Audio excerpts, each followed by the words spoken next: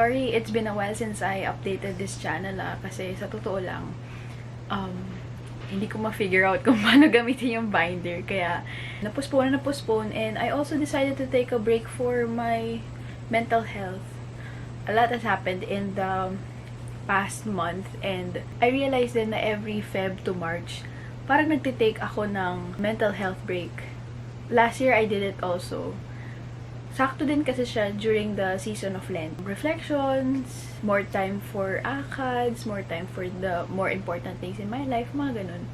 But I won't dwell too much on that. Let's jump into the reason why you wanted to watch this vlog, which is, I'm gonna show you how I bookbind at home.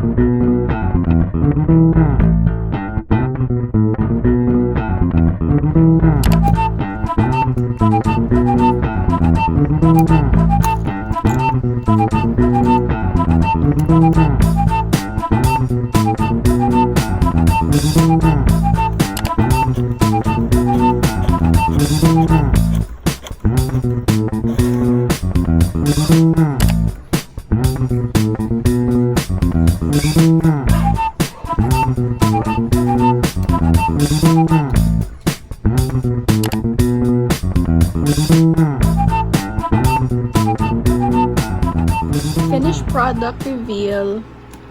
So, ito yung sinasabi ko sa inyo na bitin siya. Pero hindi naman ganun ka-obvious. I made this cover.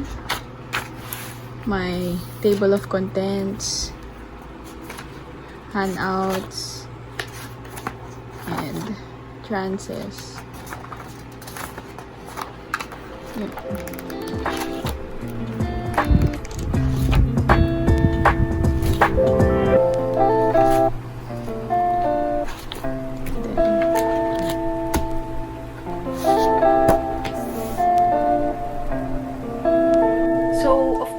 Bookbinding wouldn't be possible without materials. So I have here Shopee finds.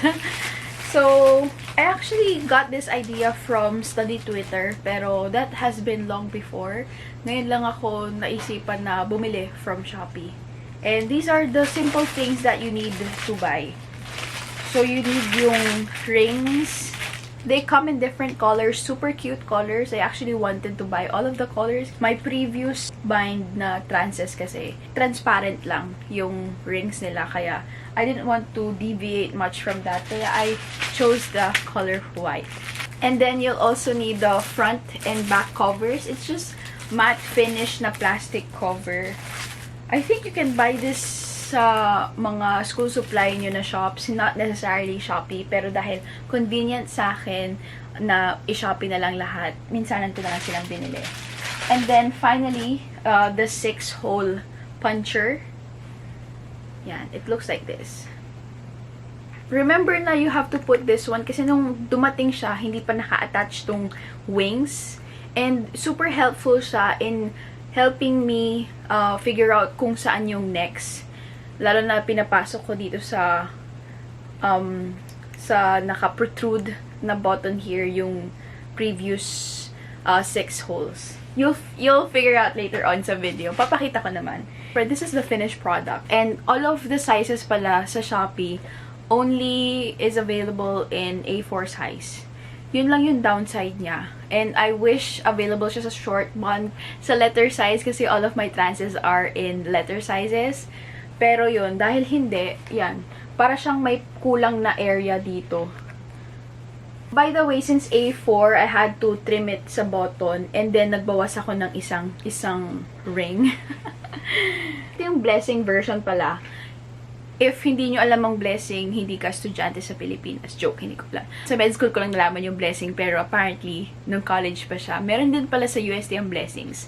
Pero yun, God sent sila sa UERM, sa med school. So, I love, sa Blessings lang daw to, I tried asking around different bookbinding shops na rin if they can yung do this kind of bookbinding. Kasi nga ganito talaga yung parang peg ko.